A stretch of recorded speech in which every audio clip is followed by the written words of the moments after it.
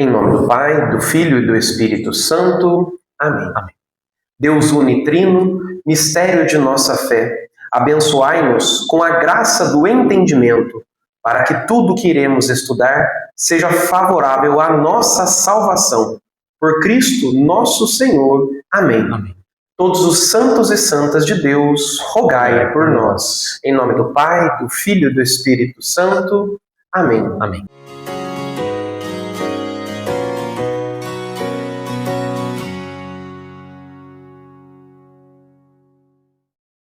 Sejam todos muito bem-vindos ao curso sobre o Catecismo da Igreja Católica.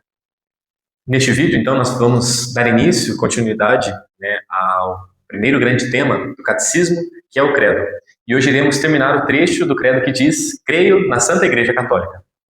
Na última aula, nós estudamos as características da verdadeira Igreja de Cristo. Mas, quando o assunto aborda a Igreja Católica, por si só, ele já é um assunto altamente requintado. E devemos entender o significado da palavra requinte, que é uma coisa cheia de pormenores, riquezas contidas nela, ou seja, que contém muitos detalhes. A Igreja, na sua estrutura requintada, desenvolvida, estabelecida durante séculos, pode ser dividida de duas formas. Primeiramente, nós vamos ter a Igreja docente, que nada mais é do que a Igreja que ensina, ou seja, tudo que transmite o ensinamento é de âmbito docente. A Igreja que vai ensinar para os fiéis o que é a revelação, o que é a fé e o que é a sua doutrina. E hoje iremos aprender que tem a responsabilidade de ensinar na Igreja, assim que tem esse dever de transmitir o conhecimento, de ensinar, é o Papa e os bispos. E isso é muito importante nós sabermos, pois eles são os detentores desse poder, porque o Papa ele é o sucessor de São Pedro, ou seja, é o chefe da Igreja, é o chefe dos apóstolos, e os bispos são sucessores dos demais apóstolos, e cada um em suas dioceses. Assim, eles compõem o que a gente chama de igreja docente. Essa informação imediatamente remonta na nossa cabeça assim: ah, mas o padre também não ensina? E o catequista também não ensina? Sim, mas é o ensinamento por delegação. Ou seja, o conhecimento vem da igreja docente e passa para a igreja discente, que é a segunda parte que nós vamos ver agora. Então, temos que a igreja docente, ou seja, a igreja que ensina, e a igreja discente, que é aquela que ouve e aprende. O padre vai ensinar também, mas é uma delegação que vem de seu bispo. Isso é importante a gente saber. Então, quando um padre está dentro de uma diocese, ele está atrelado a um bispo. Ou seja, ele também faz parte da igreja discente, ou seja, da igreja que ouve e aprende. Assim, o Papa e os bispos são os que têm a obrigação de guardar a fé e a revelação de nosso Senhor. Não que os demais não tenham que fazer isso, mas a responsabilidade, isso é importante, a responsabilidade recai totalmente sobre eles. Então, a igreja discente é composta pelos padres, pelos religiosos em geral e todos os fiéis, assim como todos nós também. Bem, agora veremos uma representação da divisão do território entre Deus e Satanás. Assim, o reino de Deus ele é dividido em 3 partes, sendo a primeira, então, a igreja militante, que é a extensão do reino de Deus aqui na Terra. Então, ou seja, a gente faz parte da igreja militante. Ou seja, os seres humanos que são batizados e fazem parte da Igreja Católica. E isso precisa ficar bem claro. Nem todos os batizados fazem parte da Igreja militante. A exemplo dos protestantes e dos cismáticos. E isso pode assustar, em um primeiro momento. Mas precisa ficar esclarecido para que não tenhamos dúvida do quanto é importante sabermos onde devemos estar. Isso vai de encontro com as características da verdadeira igreja, que vimos na aula passada, pois a igreja de Nosso Senhor é una, ou seja, só existe uma.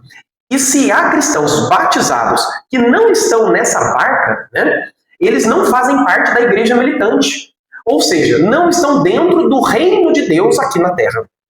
Veremos mais adiante, mais à frente, o que pode acontecer com eles. pois essa informação já causa muitas perguntas para muita gente. Bom, quem então faz parte da igreja militante? Os cristãos batizados que estão inseridos na igreja católica, sendo eles membros vivos, ou seja, estão em estado de graça. Ou também os membros mortos que estão em pecado mortal.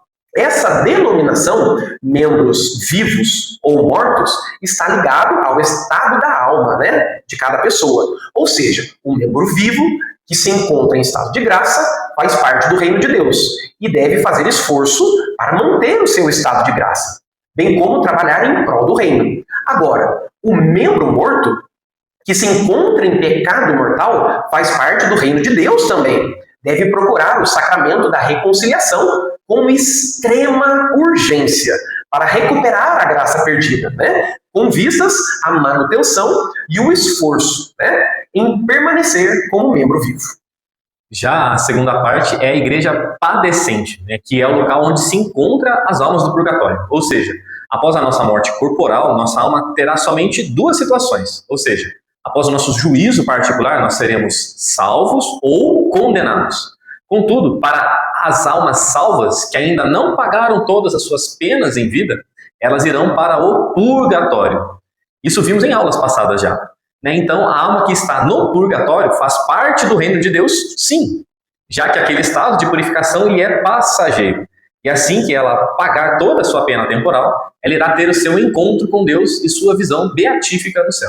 Maravilha. Então, a terceira, né, é a igreja triunfante, que é o céu.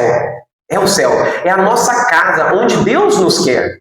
Lá, então, todas as almas salvas, ou seja, né, os santos, bem como toda a corte celestial de anjos e criaturas celestes. A igreja triunfante é o coração do reino de Deus, onde podemos fazer um paralelo para entendermos um pouco melhor, pois é como um país e a sua capital. O reino de Deus é grande e vasto, e a sua capital é o céu, onde se encontra o próprio Deus em poder e majestade.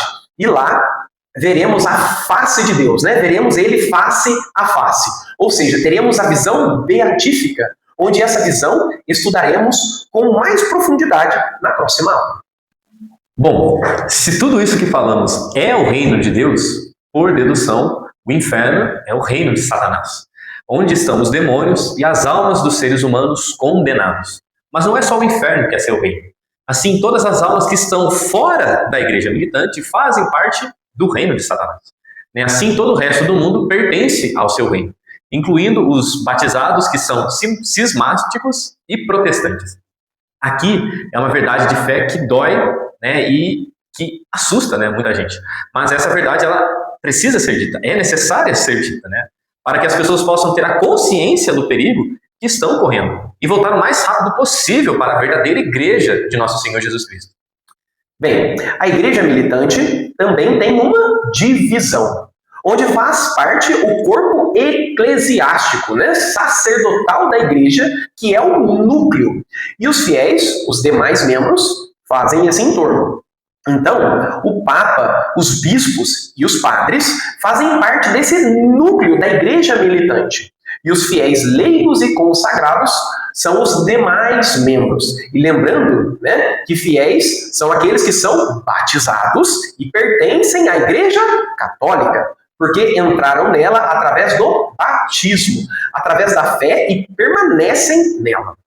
Agora, definida a extensão do reino de Deus e de Satanás, pensemos neste mundo onde vivemos como três círculos, né? Sendo um maior, outro médio, que está dentro deste maior, e um terceiro menor, que está dentro do círculo médio. Bom, né, esse círculo maior é o mundo, né, pertence ao reino de Satanás, e representa a grande divergência, né, da atualidade. São aqueles que não acreditam na Igreja Católica. O círculo médio é a igreja discente e o círculo menor é a igreja docente. Então, essas duas formas da igreja, elas são muito bem definidas. A igreja é uma instituição hierárquica. E se pararmos para pensar, tudo que existe tem uma hierarquia. Assim, a igreja é uma instituição hierárquica, onde há aqueles que mandam e aqueles que obedecem. E existem gradações nessa hierarquia. E isso a gente observa no mundo militar, né? Que é uma instituição também hierárquica. E isso nós vemos em empresas que são também, na prática, instituições hierárquicas. Na sociedade, existe uma hierarquia também. E não existe igualdade, né? Nem entre seres humanos. Isso é normal, não existe igualdade, na verdade, em lugar nenhum. Né? Porque cada um de nós temos um dom, cada um de nós temos uma característica, cada um de nós tem algo que, de alguma maneira, será superior à das outras pessoas que convivem conosco. Nada no universo é igual. Né? Assim como essa expressão, né, igualitarismo, igualdade, né, usada de uma forma assim, bastante leviana. Né? E na prática, ela quase não existe. O fato é que, como nós estamos tratando da igreja, né, a igreja é uma instituição hierárquica. Isso marca a vida da igreja e sempre marcou desde a sua fundação. É claro que com o passar dos séculos, né, essa hierarquia ela foi sendo cada vez mais desenvolvida e se tornando cada vez mais, né, requintada. Por exemplo, no decorrer da história surgiu a figura do cardeal. Depois também vemos a figura do monsenhor. Ou seja, a estrutura da igreja tem vários cargos, né, vamos assim dizer, como a do vigário capitular, que é o padre que auxilia o bispo na administração, né, e cuida da diocese em caso da vacância do bispo, né, da ausência dele. Ou seja, cuida de tudo pelo período da morte do bispo até a nomeação de um novo bispo. Né, e também há a figura do padre auxiliar, que é o vigário auxiliar do pároco. Tudo isso dentro da igreja tem uma hierarquia, porque ela, com o passar dos séculos, né, foi se requintando cada vez mais, e tudo isso foi sendo criado por necessidade, pois quanto maior a instituição, mais pessoas são necessárias para manter ela funcionando. Tudo necessário, né? Então, desde o início, a igreja foi uma instituição hierárquica, onde podemos ver já na submissão de São Paulo a São Pedro, onde já mostrava isso no Conselho de São Paulo, né? Onde propôs ao primeiro Papa. Assim, São Paulo traz que não é mais possível a manutenção dos ritos judaicos, como a circuncisão. E São Pedro escuta, acata a sugestão e determina. Ou seja, já havia uma hierarquia dentro da igreja desde aquela época, desde o início da igreja. Né? E isso foi ficando cada vez mais sofisticado com o passar do tempo. Ou seja, um aprimoramento das coisas que são realizadas por causa da necessidade dos tempos. Né? Como na igreja as coisas são feitas de forma muito bem estabelecidas, esses mais de 2000 anos de história serviram para essa formatação hierárquica da igreja, que é a sua primeira grande característica. Então, esse corpo docente, né, onde o Papa e os bispos são assistidos pelo próprio Espírito Santo, e aí entra a questão dos concílios ecumênicos. E o que são os concílios ecumênicos? Né, o nome ecumênico hoje acabou tomando um formato um pouco estranho, né? Porque nós associamos a um ecumenismo religioso, e não tem nada a ver com isso, pois o concílio, né, um concílio ecumênico, é a reunião de todos os bispos católicos do mundo, para decidirem alguma coisa em relação à igreja. Isso. E só que essa reunião em si tem que ter por cabeça o sucessor de Pedro, que é o Papa. E isso é por ordem de Cristo, pelas palavras de Pedro, tu és pedra. Sobre esta pedra edificarei a minha igreja. Então o concílio se reúne, mas a cabeça, a decisão é sempre do Papa. Pois é ele que é o chefe da igreja aqui na Terra. Mas os bispos, eles fazem parte dessa igreja docente, que é a igreja que ensina, e a outra, a igreja que ouve, aprende e põe em prática.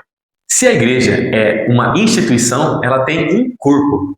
E agora devemos lembrar do conceito onde dissemos que a alma da igreja é o Espírito Santo.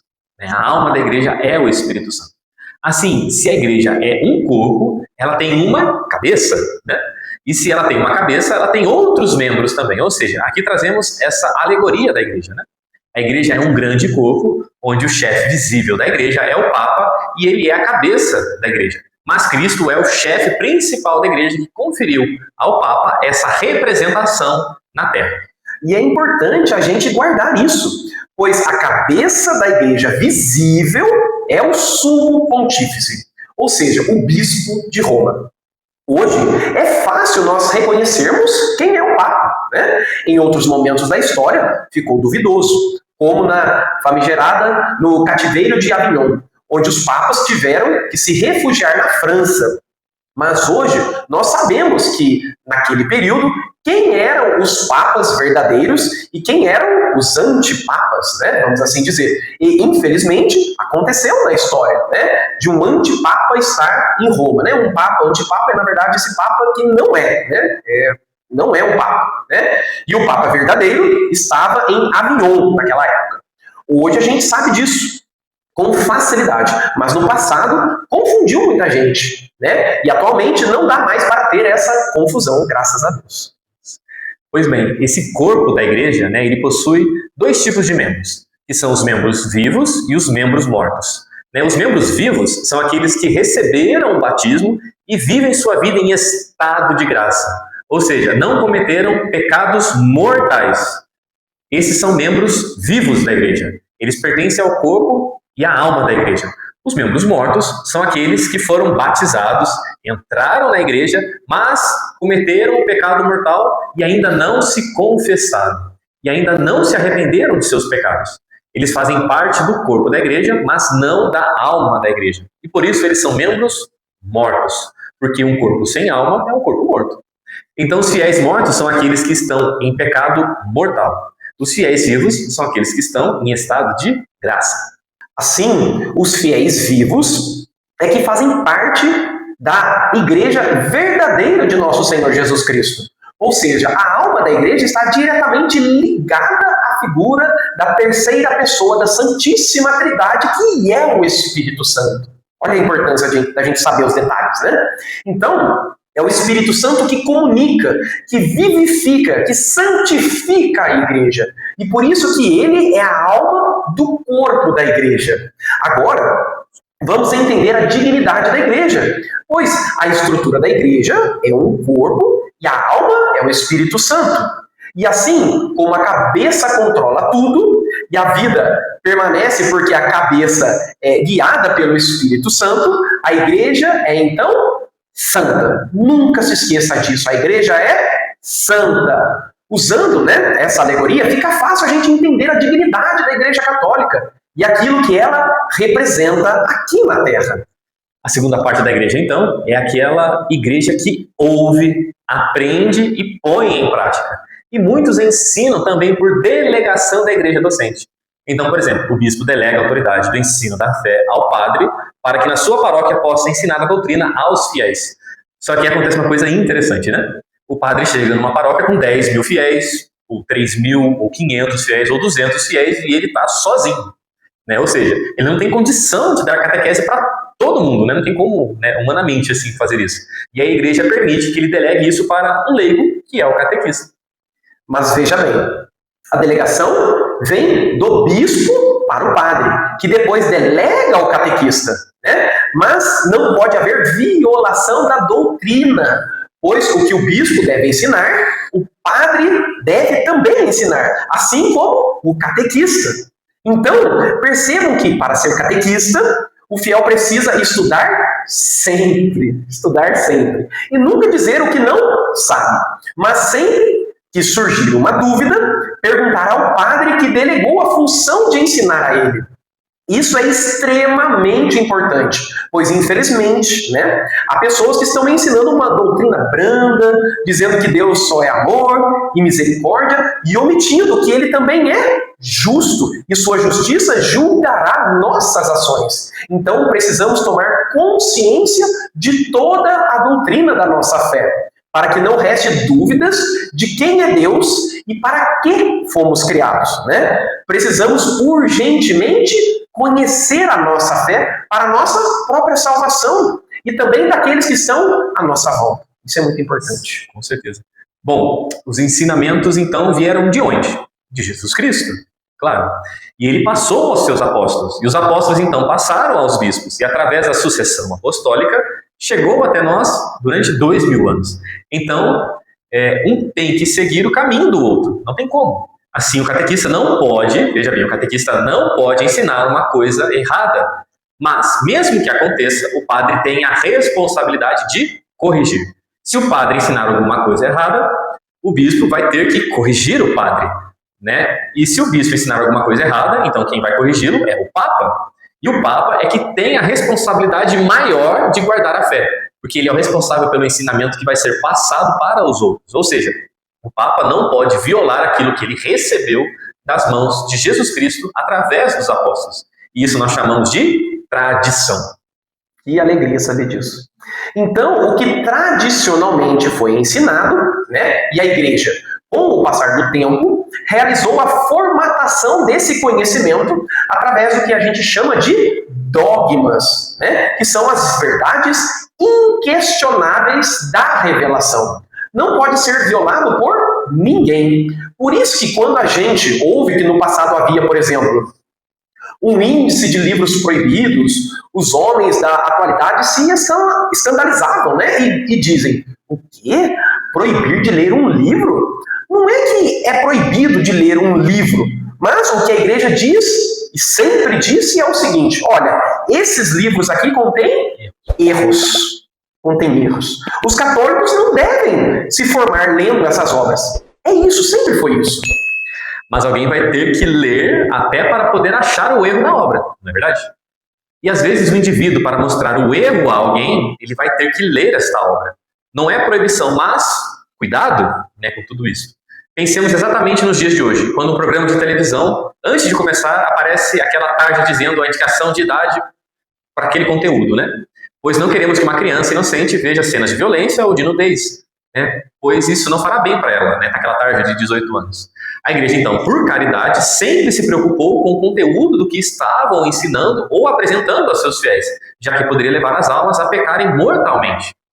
E isso tudo para demonstrar que a igreja fez... O que a igreja fez sempre? Foi apontar o que o indivíduo defende e escreve, e diz que ali tem erros. Então ela identifica o erro e mostra o erro, né? Ou seja, os católicos não podem se formar nesse tipo de coisa. Isso é obrigação da igreja e ela faz isso por caridade. Isso é importante a gente saber. E muitos podem falar assim, é a caridade de quê? Caridade para ensinar a verdade. Para a gente saber a verdade. Isso é caridade. Não é verdade? Pois a igreja é obrigada a ensinar a verdade. Ela sempre foi obrigada por Cristo por isso. A ensinar a verdade. Ela não pode, né? Ela não escolheu isso por uma opção. Mas é o que o Evangelho diz, e conhecereis a verdade, e ela vos libertará. Bem como a missão da igreja é pregar o Evangelho a toda criatura, né? E aquele que crer e for batizado, será salvo. E quem não crer e não for batizado, não será salvo. São palavras de nosso Senhor Jesus Cristo, ou seja, são palavras divinas, que não possuem erro. E a gente precisa saber disso. Agora, falando diversas figuras religiosas, né, suscita em nós, às vezes, uma certa dúvida, né, que é normal, né, faz parte. Qual a diferença de um monge para um frade? Né, o que é um superior de uma ordem religiosa? Né, o que é um abade?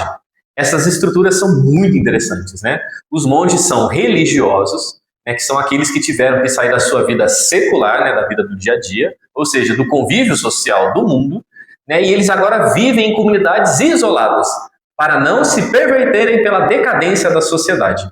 Né, os primeiros movimentos monásticos, por exemplo, né, a do deserto da Tebaida, no Egito, como a figura de Santo Antão, né, e também os movimentos monásticos nas montanhas em torno de Roma, como a figura de São Bento, que tiveram que se isolar para não cair na corrupção do mundo da época, né? Fez com que se formassem esses grupos chamados religiosos, ou seja, eles se separaram do mundo, vestem um hábito e vivem numa comunidade com uma regra de vida, né? E que regra de vida é essa?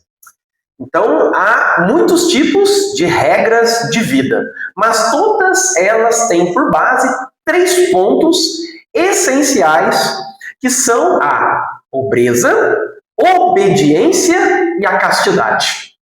No caso dos monges do Ocidente, a regra de São Bento é mais conhecida. No Oriente, há muitas regras monásticas, como a regra de São Pacômio, Todos eles desenvolveram regras de vida religiosa para esses indivíduos que saem do mundo e vivem dentro de uma comunidade religiosa em torno de uma regra. E a grande maioria de forma enclausurada. Né? E o que significa enclausurado? Estão separados do mundo. Alguns deles viviam até sozinhos mesmo, né? Isolados na montanha, né? Sem ninguém, quase contato zero. Com o tempo, eles foram percebendo que o melhor seria que vivessem em comunidade.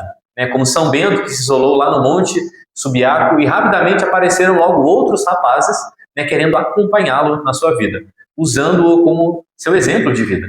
Moças também fizeram essas escolhas, como no caso de Santa Escolástica, que é a irmã de São Bento. E eles adotaram o que a gente chama hoje de votos. Né? Os religiosos, eles fazem votos de vida.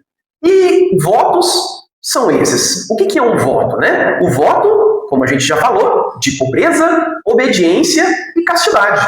No caso dos beneditinos, ou seja, os filhos de São Bento, existe um quarto voto, que é o voto de permanência.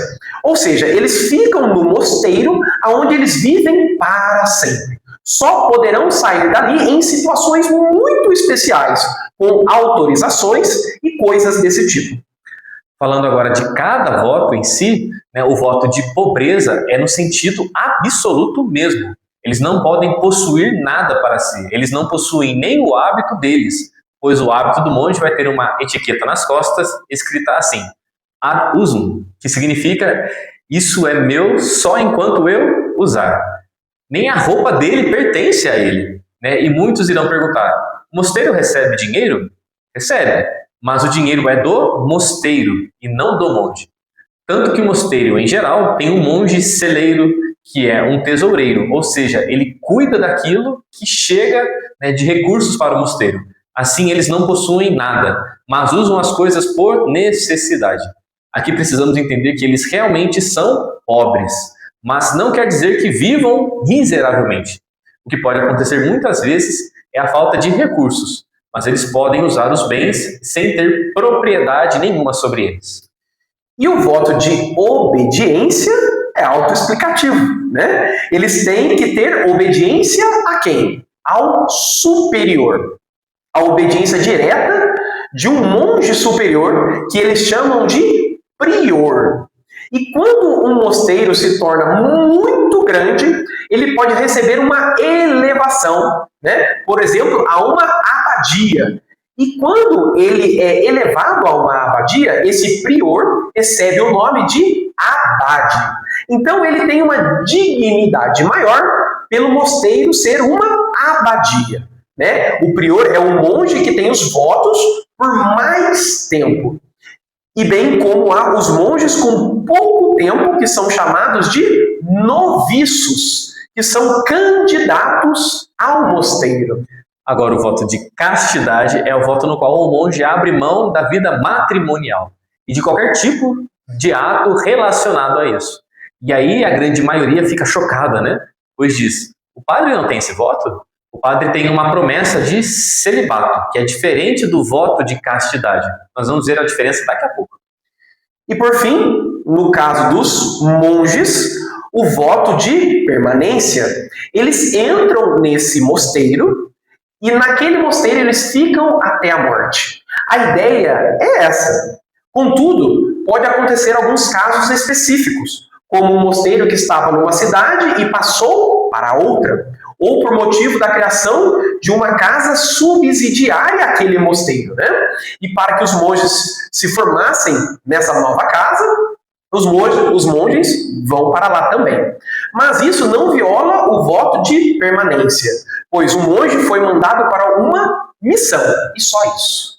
No período da conversão dos bárbaros, por exemplo, o Papa envia os monges para aquelas ilhas bárbaras da região da Inglaterra para converter aqueles bárbaros. Então os monges saíam dos seus mosteiros e iam formar mosteiros em regiões muito distantes, né? Eles violaram o voto, por acaso? Não.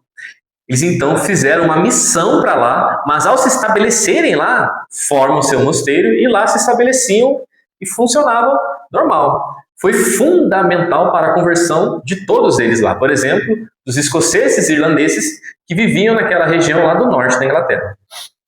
E os monges dominaram o cenário religioso da igreja até chegar ali por volta do século XI para o século XII. Pois, nesse período, houve um grande crescimento das cidades medievais. E essas cidades começaram a apresentar necessidades espirituais diferentes devido ao seu tamanho.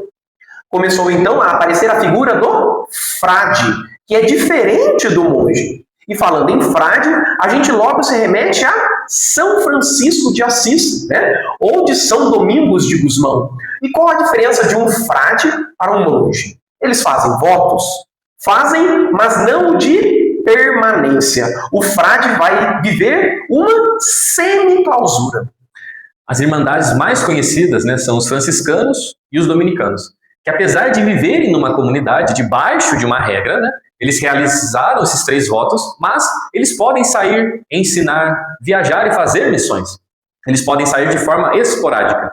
Né? Eles são, por natureza, pregadores e professores em geral. E uma coisa importante a se dizer é que nem todo monge ou frade é sacerdote.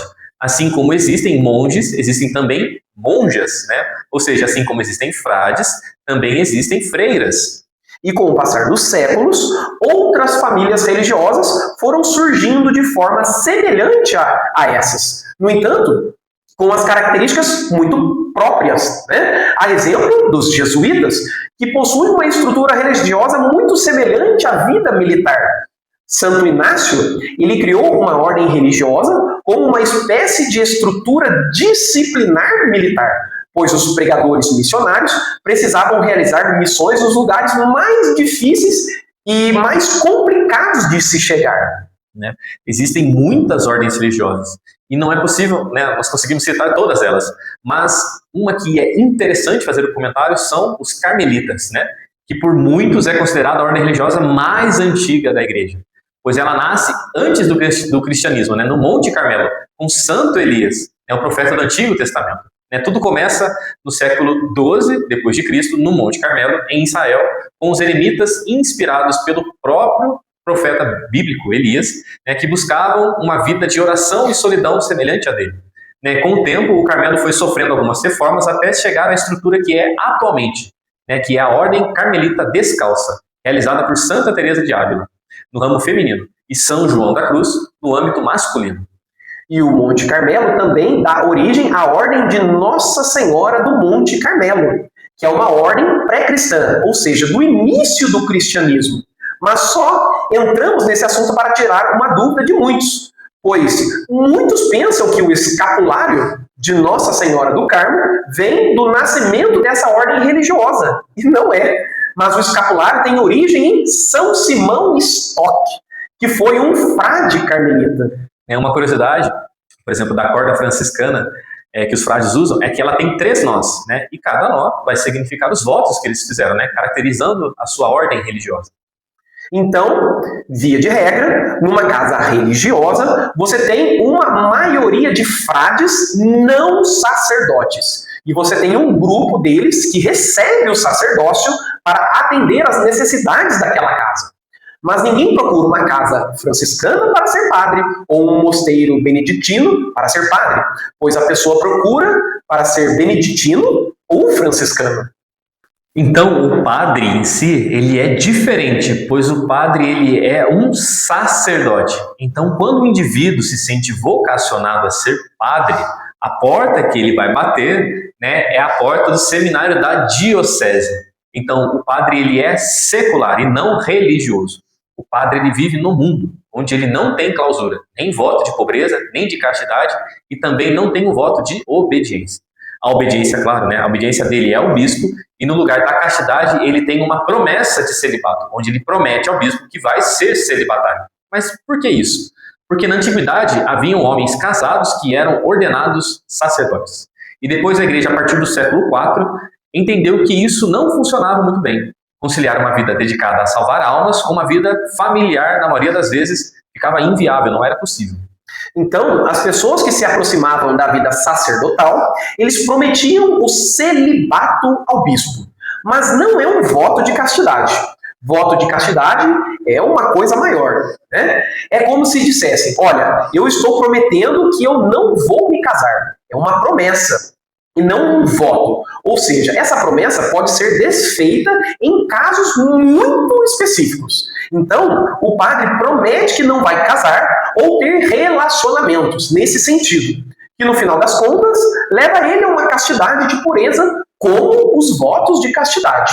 Contudo, o voto de celibato permite ao padre que, caso ele não vença mais a promessa de permanecer como padre, ele solicite ao bispo uma dispensa da vida sacerdotal. E por esse processo, que é muito longo e demorado, mas caso aconteça e a dispensa seja aceita, o padre pode retornar a uma vida comum em sociedade, trabalhar e se casar.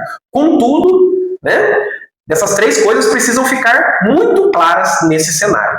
Que três coisas são elas, Essa primeira, o padre que, dispensado das obrigações sacerdotais, jamais deixará de ser sacerdote, uma vez que ele seja imposto como sacerdote, pois o sacramento da ordem imprime um caráter que também é indelével, assim como o batismo não pode ser desfeito. Isso nós veremos bem quando nós estudarmos os sacramentos em si. E esse segundo ponto, o padre que recebeu a dispensa das obrigações sacerdotais não pode realizar os sacramentos conforme o Código de Direito Canônico. Por exemplo, ele não pode realizar o santo sacrifício da missa. E o terceiro ponto, o padre não pode ter qualquer relacionamento amoroso no decorrer do processo da dispensa das suas obrigações sacerdotais, pois ele estaria cometendo pecado mortal. E isso é um resumo bem raso, entre a diferença de um voto religioso e de uma promessa de celibato sacerdotal. Mas é importante sabermos a diferença, pois eu digo isso para que não haja esse escândalo entre pessoas que, por exemplo, convivam em uma paróquia e lá exista um homem que já foi padre, mas agora é casado. Essa situação que nós falamos aqui é muito rara de acontecer, pois um sacerdote leva em média 10 anos para ser ordenado. Então, esse longo período de formação já faz naturalmente uma seleção dessa vocação, dando tempo mais do que suficiente para aquela pessoa discernir se é aquilo que ela quer mesmo para ela, Mas pode acontecer esporadicamente esse exemplo que nós comentamos. Falamos então que a igreja ela é uma instituição necessária, certo? Porque fora dela não há salvação. E isso dói nos ouvidos do homem moderno, mas é uma revelação, algo que foi revelado. Fora da igreja não há salvação. Então falaremos agora sobre as pessoas que estão fora da igreja. Lembrando daquela imagem dos círculos, o círculo maior que é representado pelo mundo. Pode parecer duro, mas a humanidade ela se relaciona com o reinado de Satanás. Tudo que está fora da igreja pertence a Satanás. Então, a humanidade fora da igreja católica pertence ao diabo. E a igreja tradicionalmente sempre ensinou isso. Ou seja, as pessoas precisam necessariamente entrarem no círculo médio que representa a igreja, pois senão correm o risco de não irem para o céu. A Igreja Católica é a única que tem a totalidade dos meios necessários para a salvação da humanidade. Ou seja, é como se estivéssemos em uma expedição de sobrevivência. E quem está na Igreja Católica tem todos os equipamentos, os mantimentos e os meios para realizar essa expedição sem correr perigo. E aqueles que não estão na Igreja Católica precisam sobreviver também a essa jornada, só que não possuem os meios para fazerem esse trajeto. E daí pergunto, qual grupo tem mais chance de sobreviver? E é lógico que o grupo que está preparado para a expedição. E isso não exime as pessoas do grupo preparado a morrerem na jornada. Pois caso não utilizem as ferramentas e os mantimentos que receberam, e queiram se aventurar, provavelmente serão mortos. Agora, quanto mais o grupo que inicia sem qualquer apoio, a chance de sobrevivência é baixíssima, é muito baixa. Então, por essa alegoria, fica fácil entender o grau de perigo entre quem está na Igreja Católica, né? Ou seja, no reino de Deus, daquele que está fora da Igreja Católica, ou seja, no reino de Satanás. Sendo necessário que eles tenham uma contrição perfeita. Então, para as pessoas que estão fora da Igreja Católica, necessariamente precisam ter uma contrição perfeita, que é um arrependimento sincero e profundo de todos os seus pecados em vista das ofensas realizadas contra Deus. E isso, meus irmãos e minhas irmãs, é algo muito difícil de alcançar. Não é impossível, mas é muito difícil. Bom, analisando a igreja, né, como o reino de Deus na terra, nos faz entender que as pessoas que pertencem a esse reino estão submetidas às grandezas do rei desse reino. Assim, no núcleo desse reino estão os bispos e os padres que detêm o poder sacerdotal, onde o bispo tem o poder sacerdotal pleno, porque ele é capaz de fazer os outros, né, se tornarem sacerdotes, e o padre é sacerdote também. Na hierarquia da igreja, os sacerdotes estão num patamar mais elevado em dignidade que os outros membros da igreja, como os padres e o bispo mais ainda, né, nessa dignidade, o arcebispo ainda mais e o cardeal ainda mais, e no topo dessa hierarquia da dignidade está o Papa. O arcebispo é um bispo também, mas ele recebe esse título porque sua função é administrar uma região maior ou de grande relevância. O cardeal está acima de um bispo, ou seja, sua dignidade é maior. Ele é um ministro do Papa. Ele está para ajudar no governo da igreja e é quem pode votar no conclave para a eleição de um novo Papa. Inclusive, é possível que haja cardeal que não seja sacerdote, que é chamado de cardeal leigo. Contudo, a maioria esmagadora dos cardeais são bispos ou arcebispos. E só para efeito de curiosidade, né, hoje em dia, não temos ninguém elevado à posição de cardeal leigo. Agora, o diácono, né, ele tem uma dignidade sacerdotal. Contudo, ele não pode realizar os sacramentos, como a Santa Missa e a confissão. Mas todo padre recebeu o diaconato no seminário. Na antiguidade, as ordens que o padre recebe até o sacerdote eram dadas de forma separada. E só depois do Concílio de Trento que a igreja reuniu tudo na figura do padre. Então, o indivíduo entra no seminário, estuda, aí vai recebendo as chamadas ordens menores, né, que são as ordens de leitor, acólito, hostiário e a ordem também de exorcista. Depois de receber estas ordens menores, ele vai receber as ordens maiores, que são a de subdiácono, diácono e padre. Tudo isso é resumo da figura que é o padre, né? Mas lembrando que o seminarista recebe as ordens menores para só depois, então, ele receber as ordens maiores. E atualmente existe a figura do diácono permanente, que é auxiliar do padre responsável por uma paróquia. Ou, em casos específicos, a de auxiliar do bispo. Ele pode ser casado, desde que seu matrimônio ocorra antes da ordenação diaconal. Ou também pode optar pelo celibato.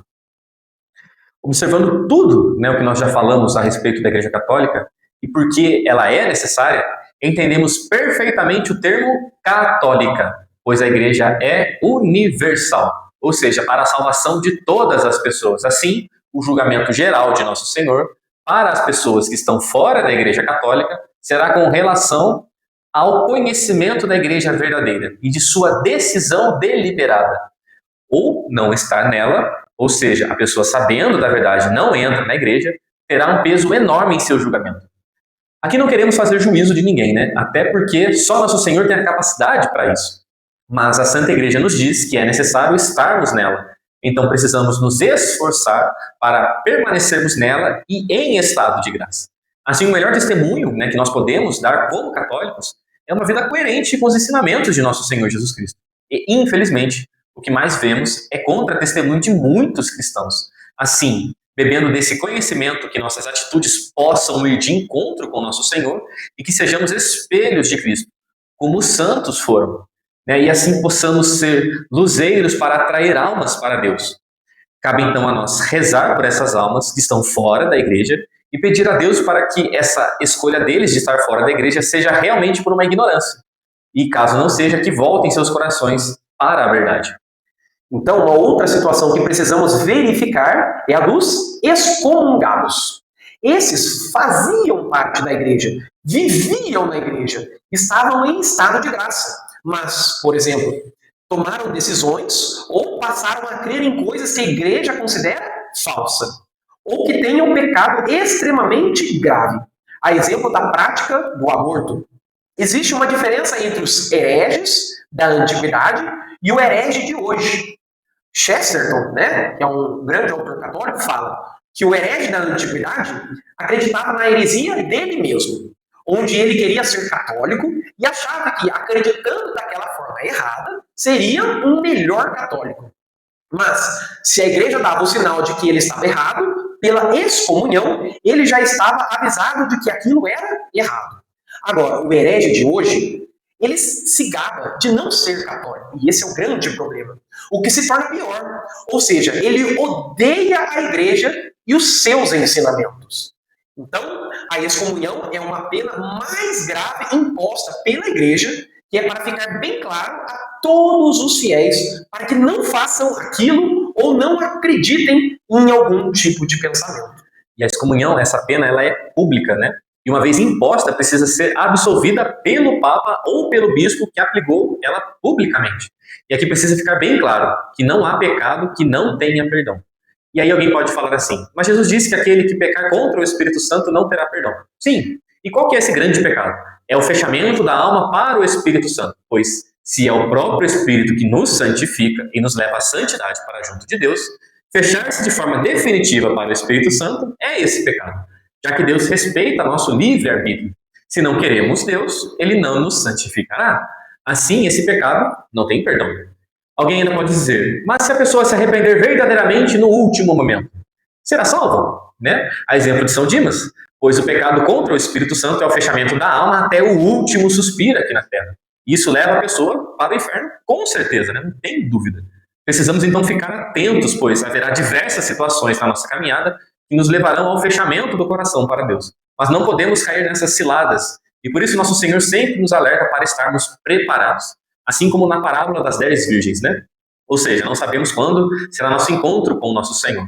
Mas não podemos ser insensatos e não estarmos preparados para este momento.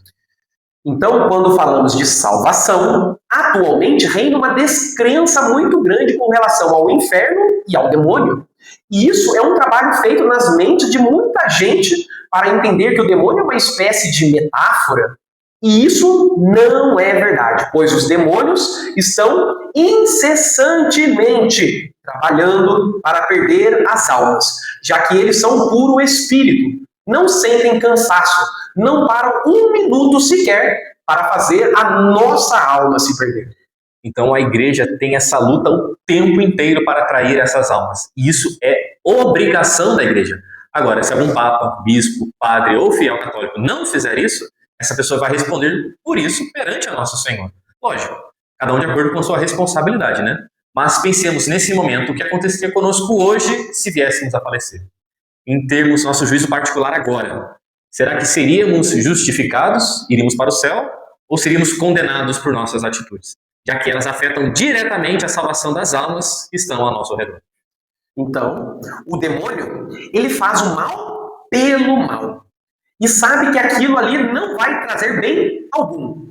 Agora, o ser humano tem as suas vontades desordenadas, ou seja, querendo buscar um bem e fazendo muitas vezes através do mal. Assim, somente pela graça de Deus, nossas atitudes serão boas.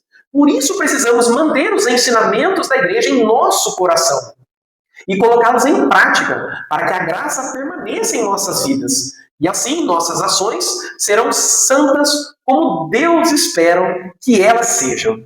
Para finalizarmos então, a igreja nos diz para crermos nas escrituras, nos sacramentos, nos dogmas de fé, e tudo isso é para o bem da salvação da nossa alma. Assim cremos na igreja católica porque ela corresponde a tudo que nosso Senhor ensinou e deixou de graças através dela. Então, para nós bem encerrarmos esse nosso segundo episódio sobre a igreja católica, vamos rezar. Em nome do Pai, do Filho e do Espírito Santo. Amém. Deus eterno e todo-poderoso, agradecemos a graça da revelação pela qual somos chamados à santidade. permanecer conosco para que possamos bem imitá-lo. Por Cristo nosso Senhor. Amém. Amém. Em nome do Pai, Do Filho e do Espírito Santo. Amém. Amém.